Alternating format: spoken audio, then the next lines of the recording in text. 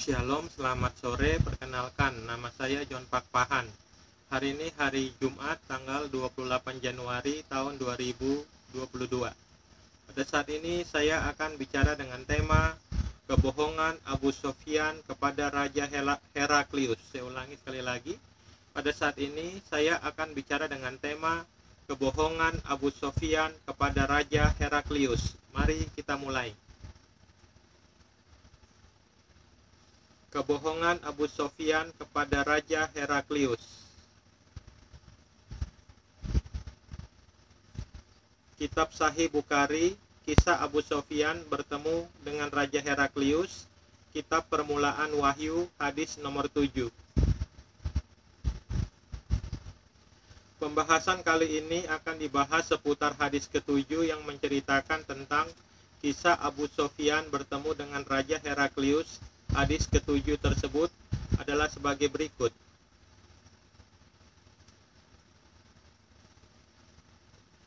Telah menceritakan kepada kami Abu al-Yaman al-Hakam bin Nafi, dia berkata, telah mengabarkan kepada kami Syuaib dari As-Juhri, telah mengabarkan kepadaku Ubaidullah bin Abdullah bin Utbah bin Mas'ud bahwa Abdullah bin Abbas telah mengabarkan kepadanya bahwa Abu Sofyan bin Harb telah mengabarkan kepadanya bahwa Heraklius menerima rombongan dagang Quraisy yang sedang mengadakan ekspedisi dagang ke negeri Syam pada saat berlakunya perjanjian antara Nabi Shallallahu Alaihi Wasallam dengan Abu Sofyan dan orang-orang kafir Quraisy.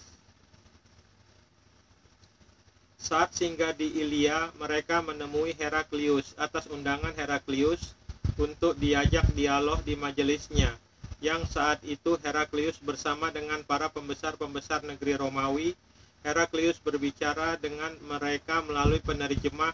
Heraklius berkata, siapa di antara kalian yang paling dekat hubungan keluarganya dengan orang yang mengaku sebagai nabi itu? Abu Sofyan berkata, maka aku menjawab, akulah yang paling dekat hubungan kekeluargaannya dengan dia. Heraklius berkata, dekatkanlah dia denganku dan juga sahabat-sahabatnya. Maka mereka meletakkan orang-orang Quraisy berada di belakang Abu Sofyan. Lalu Heraklius berkata melalui penerjemahnya, katakan kepadaku bahwa aku berkata kepadanya tentang lelaki yang mengaku sebagai nabi. Jika ia berdusta kepadaku, maka kalian harus mendustakannya. Demi Allah, kalau bukan rasa malu akibat tudingan pendusta yang akan mereka lontarkan kepadaku, niscaya aku berdusta kepadanya. Abu Sofyan berkata, maka yang pertama ditanyakannya kepadaku tentang Nabi Shallallahu Alaihi Wasallam adalah bagaimana kedudukan nasabnya di tengah-tengah kalian. Aku jawab, dia adalah dari keturunan baik-baik bangsawan. Tanyanya lagi, apakah ada orang lain yang pernah mengatakannya sebelum dia? Aku jawab, tidak ada. Tanyanya lagi, apakah bapaknya seorang raja? Jawabku, bukan. Apakah yang mengikuti dia orang-orang yang terpandang atau orang-orang yang rendah? Jawabku, bahkan yang mengikutinya adalah orang-orang yang rendah. Dia bertanya lagi, apakah bertambah pengikutnya atau berkurang? Aku jawab, bertambah. Dia bertanya lagi, apakah ada yang murtad disebabkan dongkol terhadap agamanya? Aku jawab, tidak. Saya ulangi sekali lagi. Dia bertanya lagi, apakah ada yang murtad disebabkan dongkol terhadap agamanya? Aku jawab, tidak. Dia bertanya lagi, apakah kalian pernah mendapatkannya dia berdusta sebelum dia menyampaikan apa yang dikatakannya itu? Aku jawab, tidak pernah. Dia bertanya lagi, apakah dia pernah berlaku curang? Aku jawab, tidak pernah. Ketika kami bergaul dengannya, dia tidak pernah melakukan itu. Berkata Abu Sufyan, aku tidak mungkin menyampaikan selain ucapan seperti ini. Dia bertanya lagi, apakah kalian memeranginya? Aku jawab, iya. Dia bertanya lagi, bagaimana kesudahan perang tersebut? Aku jawab, perang antara kami dan dia sangat banyak. Terkadang dia mengalahkan kami, terkadang kami yang mengalahkan dia. Dia bertanya lagi, apa yang diperintahkannya kepada kalian? Aku jawab, dia menyuruh kami sembahlah Allah dengan tidak menyekutukannya dengan sesuatu apapun, dan tinggalkan apa yang dikatakan oleh nenek moyang kalian. Dia juga memerintahkan kami untuk menegakkan sholat, menunaikan zakat, berkata jujur, saling memaafkan, dan menyambung silaturahim. Maka Heraklius berkata kepada penerjemahnya, katakan kepadanya bahwa aku telah bertanya kepadamu tentang keturunan orang itu. Kamu ceritakan bahwa orang itu dari keturunan bangsawan, begitu juga laki-laki itu dibangkitkan di tengah keturunan kaumnya. Dan aku tanya kepadamu, apakah pernah ada orang sebelumnya yang mengatakan seperti yang dikatakannya? Kamu jawab tidak. Seandainya dikatakan ada orang sebelumnya yang mengatakannya, tentu kuanggap orang ini meniru orang sebelumnya yang pernah mengatakan hal serupa. Aku tanyakan juga kepadamu, apakah bapaknya ada yang dari keturunan raja? Maka kamu jawab tidak. Aku katakan seandainya bapaknya dari keturunan raja, tentu orang ini sedang menuntut kerajaan bapaknya. Dan aku tanyakan juga kepadamu, apakah kalian pernah mendapatkan dia berdusta sebelum dia menyampaikan apa yang dikatakannya? Kamu menjawabnya tidak. Sungguh aku memahami, kalau kepada manusia saja dia tidak berani berdusta, apalagi berdusta kepada Allah. Dan aku juga telah bertanya kepadamu, apakah yang mengikutinya dia orang yang terpandang atau orang yang rendah? Kamu menjawab orang-orang yang rendah yang mengikutinya. Memang mereka itulah yang menjadi para pengikut Rasul. Aku juga sudah bertanya kepadamu, apakah bertambah pengikutnya atau berkurang? Kamu menjawabnya bertambah. Dan memang begitulah perkara iman hingga menjadi sempurna. Aku juga sudah bertanya kepadamu, apakah ada yang murtad disebabkan marah terhadap agamanya? Kamu menjawab tidak ada. Dan memang begitulah iman, bila telah masuk tumbuh bersemi di dalam hati. Aku juga sudah bertanya kepadamu, apakah dia pernah berlaku curang? Kamu jawab tidak pernah. Dan memang begitulah para rasul tidak mungkin curang. Dan aku juga sudah bertanya kepadamu, apa yang diperintahkannya kepada kalian? Kamu jawab, dia memerintahkan kalian untuk menyembah Allah dengan tidak menyekutukannya dengan sesuatu apapun, dan melarang kalian menyembah berhala. Dia juga memerintahkan kalian untuk menegakkan sholat, menunaikan zakat, berkata jujur, saling memaafkan, dan menyambung silaturahim. Seandainya semua apa yang kamu katakan ini benar, pasti dia akan menguasai kerajaan yang ada di bawah kakiku ini. Sungguh aku telah menduga bahwa dia tidak ada di antara kalian sekarang ini. Seandainya aku tahu jalan untuk bisa menemuinya, tentu aku akan berusaha keras menemuinya, hingga bila aku sudah berada di sisinya, pasti aku akan basuh kedua kakinya. Kemudian Heraklius meminta surat Rasulullah SAW yang dibawa oleh Dihya untuk para penguasa negeri Basrah. Maka diberikannya surat itu kepada Heraklius. Maka dibacanya, dan isinya berbunyi, Bismillahirrahmanirrahim, dan dari Muhammad hamba Allah dan Rasulnya untuk Heraklius penguasa Romawi, keselamatan bagi siapa yang mengikuti petunjuk. Kemudian daripada itu aku mengajakmu dengan seruan Islam.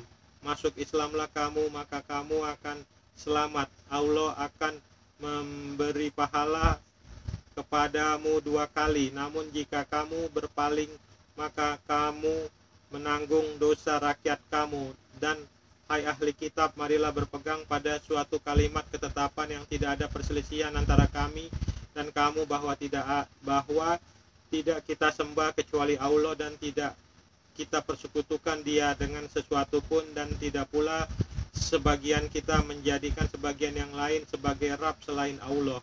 Jika mereka berpaling, maka katakanlah kepada mereka, saksikanlah bahwa kami adalah orang-orang yang berserah diri kepada Allah.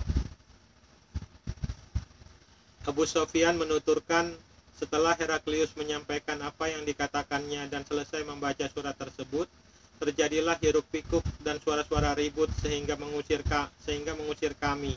Aku berkata kepada teman-temanku setelah kami diusir keluar, sungguh dia telah diajak kepada urusan anak Abu.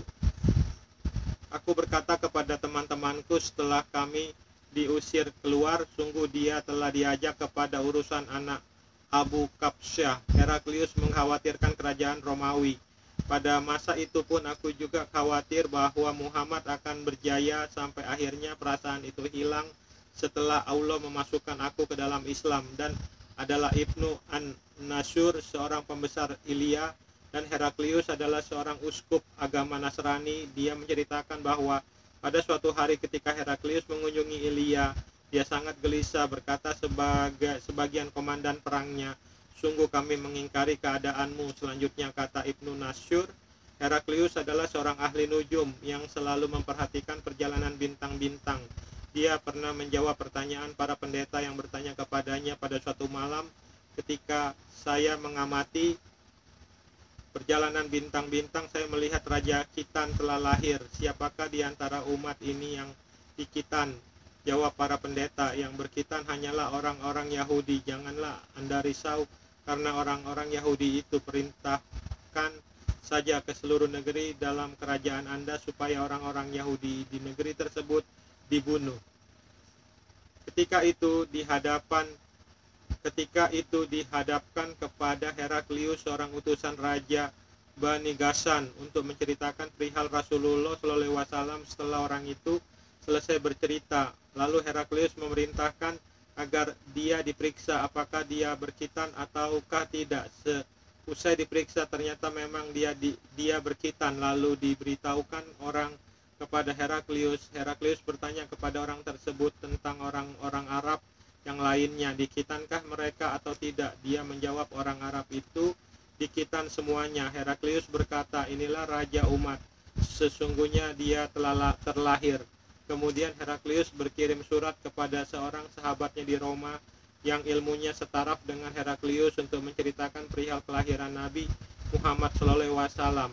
Sementara itu ia meneruskan perjalanannya ke negeri Himsa, tetapi sebelum tiba di Himsa, balasan surat dari sahabatnya itu telah tiba terlebih dahulu. Sahabatnya itu menyetujui pendapat Heraklius bahwa Muhammad telah lahir dan bahwa beliau memang seorang nabi. Heraklius lalu mengundang para pembesar Roma supaya datang ke tempatnya di Himsa. Setelah semuanya hadir dalam majelisnya, Heraklius memerintahkan supaya mengunci semua pintu. Kemudian dia berkata, "Wahai bangsa Rum, maukah Anda semua beroleh kemenangan dan kemajuan yang gilang gemilang, sedangkan kerajaan tetap utuh di tangan kita? Kalau mau akuilah Muhammad sebagai nabi." Mendengar ucapan itu, mereka lari bagaikan keledai liar, padahal semua pintu telah terkunci. Melihat keadaan yang demikian, Heraklius jadi putus harapan yang mereka akan beriman percaya kepada kenabian Muhammad. Lalu diperintahkannya semuanya untuk kembali ke tempatnya masing-masing seraya berkata, "Sesungguhnya saya mengucapkan perkataan saya tadi hanyalah sekedar menguji keteguhan hati Anda semua. Kini saya telah melihat keteguhan itu." Lalu mereka sujud di hadapan Heraklius dan mereka senang kepadanya.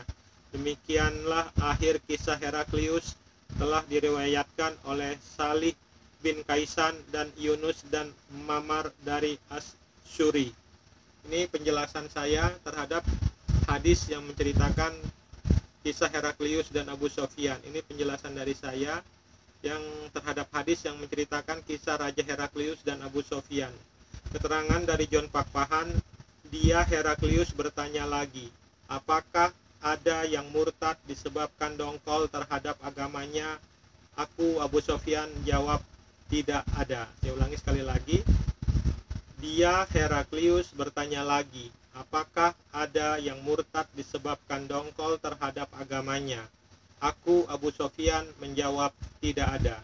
Sekarang kita akan uji perkataan Abu Sofyan ini benar atau tidak, bahwa tidak ada orang Islam yang murtad. Kita lihat, pembunuhan Abdallah ibnu Sa'd ibnu Abi Sars terjadi selama atau setelah penaklukan Mekah bulan Januari tahun 630. Alasan untuk memerintahkan atau mendukung pembunuhan Abdallah ibnu Sa'd ibnu Abi Sars.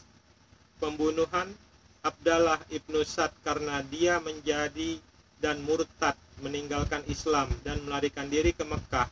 Dia juga mengklaim bahwa dialah yang menulis ayat-ayat tertentu dari Al-Quran dan mulai mengejek Muhammad yang membuatnya marah. Hasilnya, pada hari penaklukan Mekah, Abdallah ibnu Sa'd ibnu Abi Sars menerima Islam lagi. Kesalahpahaman mengarah pada pengampunannya.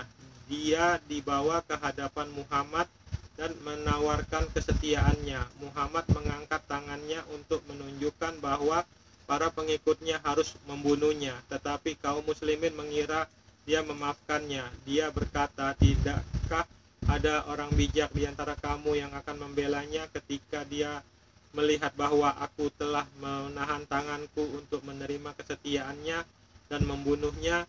Sumber utama terkemuka informasi pembunuhan Abdallah ini bisa dilihat dalam Sunan Abu Daud nomor 38.2436. Sumber utama terkemuka kisah pembunuhan Abdallah ini bisa dilihat dalam kitab Sunan Abu Daud nomor 38.24346, kitab Sunan Abu Daud nomor 14.22677, dalam kitab Ibnu Hisam dan Ibnu Ishaq Sirat Rasul Allah, dalam kitab Al-Tabari Sejarah volume 9. Pembunuhan Mikyas Ibnu Subaha. Pembunuhan Mikyas Ibnu Subabah terjadi setelah penaklukan Mekah bulan Januari tahun 630.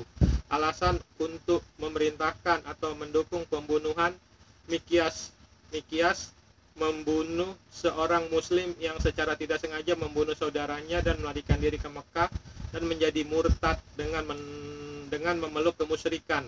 Hasilnya Mikyas terbunuh. Sumber utama terkemuka informasi pembunuhan Mikyas bisa dilihat dalam kitab Ibnu Hisham dan Ibnu Ishaq Sirat Rasul Allah. Pembunuhan 8 pria dari Ukil terjadi bulan Februari tahun 628. Alasan untuk memerintahkan atau mendukung pembunuhan 8 orang yang datang kepadanya dan masuk Islam tapi kemudian murtad, membunuh seorang muslim dan pergi dengan unta Muhammad. Hasilnya muslim 1 terbunuh, non muslim 8 disiksa sampai mati. Sumber utama terkemuka pembunuhan ini bisa dilihat dalam Al-Qur'an surat 5 ayat 33 sampai 39. Sumber utama pembunuhan 8 orang ini bisa dilihat dalam Al-Qur'an surat 5 ayat 33 sampai 39. Ayat 33, balasan bagi orang-orang yang memerangi Allah dan Rasul-Nya serta membuat kerusakan di bumi hanyalah dibunuh, disalib, dipotong tangan dan kaki mereka secara silang, atau diasingkan dari tempat kediamannya yang kemudian itu merupakan kehinaan bagi mereka di dunia dan di akhirat kelak mereka mendapat azab yang sangat berat. Ayat 34. Kemudian orang-orang yang bertobat sebelum kamu dapat menangkapnya, maka ketahuilah bahwa sesungguhnya Allah Maha Pengampun lagi Maha Penyayang. Ayat 35, wahai orang-orang yang beriman, bertakwalah kepada Allah, carilah wasilah jalan untuk mendekatkan diri kepadanya, dan berjihadlah, berjuanglah di jalannya agar kamu beruntung. Ayat 36, sesungguhnya orang-orang yang kufur seandainya memiliki segala apa yang ada di bumi dan ditambah lagi dengan sebanyak itu untuk menebus diri mereka dari azab hari kiamat, niscaya semua tebusan itu tidak akan diterima dari mereka. Bagi mereka azab yang sangat pedih. Ayat 37, mereka ingin keluar dari neraka tetapi tidak akan dapat keluar dari sana, bagi mereka azab yang kekal. Ayat 38, laki-laki maupun perempuan yang mencuri, potonglah tangan keduanya sebagai balasan atas perbuatan yang mereka lakukan dan sebagai siksaan dari Allah.